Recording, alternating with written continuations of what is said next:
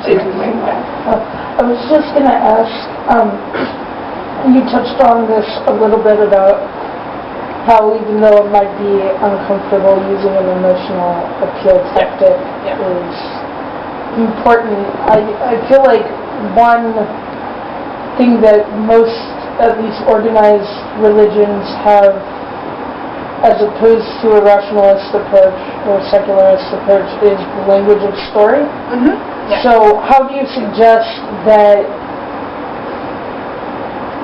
we can build a language of story for a rationalist approach or secularist? That's such a good question. I mean, there are a lot of people who are working on that in the movement. Just as a big picture in this movement, we need that drawing us together. But in terms of specifically in lobbying, anecdote. We just need to use anecdotal stories of human beings who are actually affected by the legislation that we're talking about. And I think we have those people with us when we go into the office.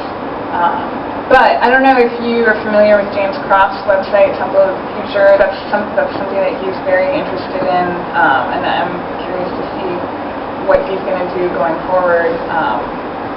I mean, Greg Epstein talks about it a lot. So yeah, and you guys write on your blogs, but start using language and story and symbol to articulate the rationalist worldview. And we need to create this body of narrative together. It's happening right now. It's a cool time to be involved in this movement. Please, start for the UC Secular blog. To what degree do you think it's advisable when talking with a legislator that may be influenced by their religion? To what degree do you think it's advisable to use particular aspects of their religion and interpretations of like text? I kind of always do. Yeah, I mean, I have a database of all the legislators in Arizona, and I have their religion on there, and whenever possible, even what church they go to, and I go to the church website and look at what kind of values and spin they kind of have, what their perspective is. And yeah, whenever you can frame it, and you don't want to be disingenuous in terms of sort of trying to sell them back their own religion, but it is okay to frame it in their own values and language. So yes, always do that. And that's just true when you're talking to anybody from a different ideological perspective. If you can use their own language, you are going to be a much more effective communicator.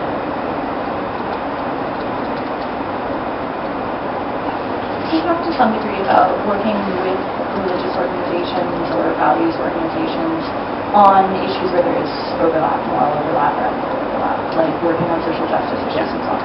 When it comes time for you to address issues where there's a conflict with that organization, how has that played out in your experience? Yeah, I haven't had. I realize I'm asking with like 1 year. Yeah, no, and our organization hasn't had that come up yet, and I'm trying to think if in my own personal life I have, because I do interfaith outreach for my local Pride Center. So trying to help religious communities to become more safe for LGBT people. And I think that, there hasn't been direct conflict, but there are ways in which, churches are willing to go so far and say, like, yes, these are human beings who we should make sure aren't committing suicide, but we're not going to go ahead and say that it's all right. And I'm willing to walk that line with them. So, but yeah, we haven't had. I'll let you know when it happens. But I don't know. I mean, I'm sure you guys all have experience of that, just kind of in your personal life with friends who you're friends with, and then you have a disagreement over something, and it's not the end of your friendship because you have this huge basis of care, and then one thing that you don't agree on. And a lot of times then you can talk about that disagreement in a compassionate way. And I think that's essentially how it works with organizations as well. Because it's people. I read an article recently on nonprofit advocacy called It's Human Beings Talking to One Another. And the woman was essentially saying if there's no relationship, it's called lobbying. And if there's a relationship, it's just a conversation. So that's what you want, is to be having conversations.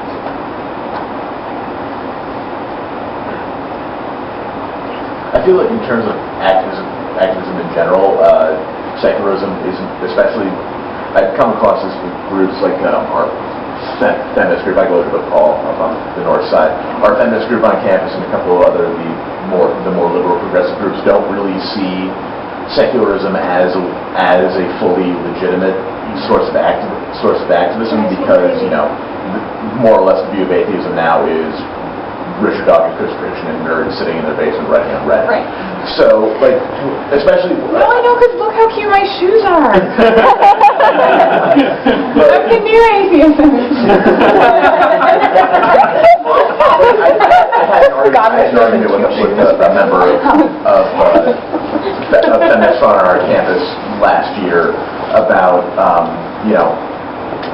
relating secularism in particular to feminism, because especially in feminism more recently, like the concept of liberation theology has been very, very important, especially in Hispanic circles. Yeah. Like the Women's Center at my school has a big version of Guadalupe sitting in it.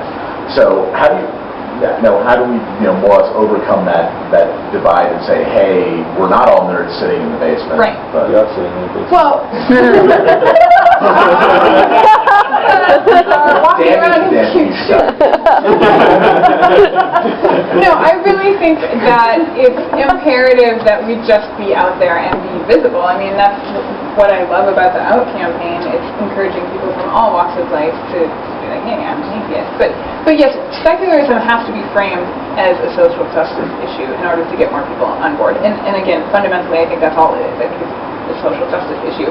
And I think with feminism, so much of the oppression of women comes from a religious basis. And sure, there are counter-arguments in religion, but in general, the legislation that harms women is evangelical Christian legislation that preferences this idea of a patriarchal family with the male at the head and the woman doing laundry or something. So,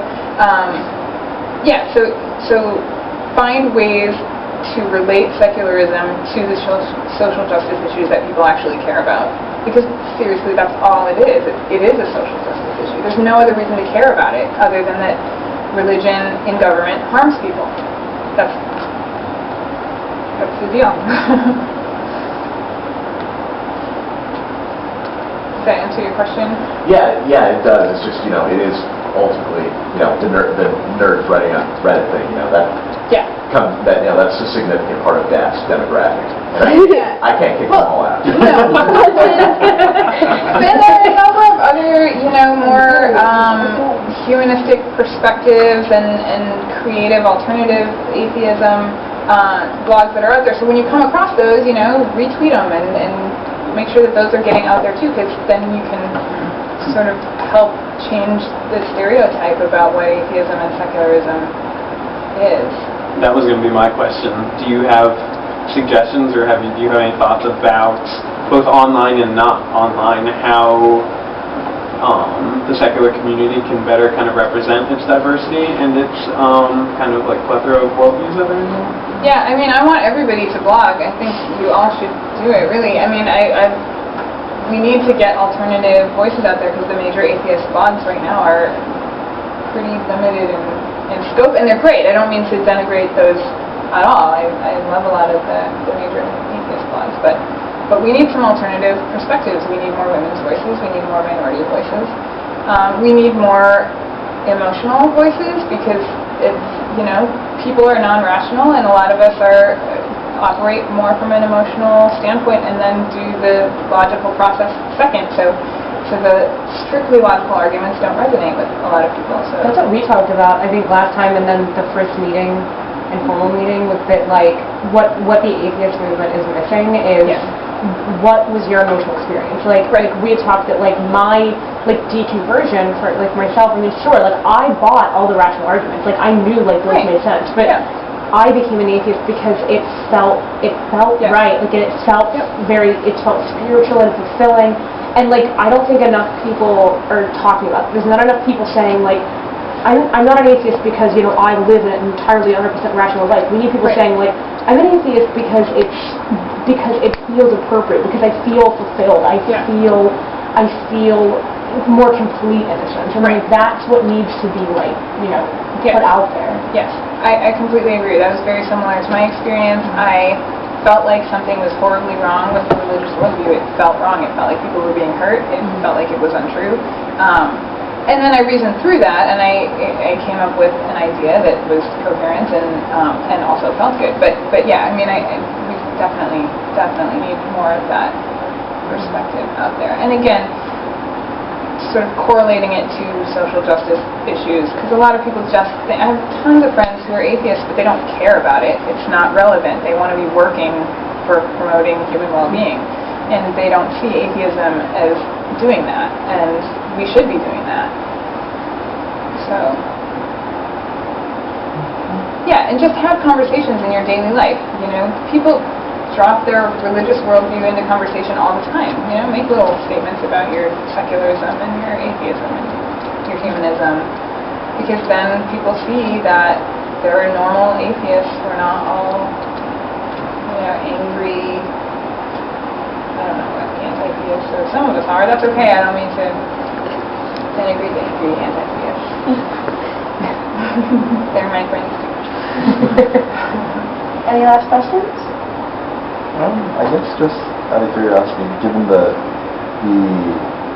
nature of, I guess, Arizona politics, like the fact that in general, like Democrats don't have, at least with their stuff, legislation, do you think you can make any real substantive progress? Like, not like real substantive progress, but do you think you could make like significant progress within the state? I do, but I think that it's going to be slow. I mean, one thing that I keep in mind all the time, I have a very good friend who's, she's the president of my local Pride Center, and has been in the gay rights movement forever, since it was a thing, and is just a really patient woman, and we talk about all the time about how it looked at the beginning of the movement, like there was no progress being made, but it was starting conversations, and that's what we're doing in Arizona, is starting the conversations, and it'll be a really long process in that state.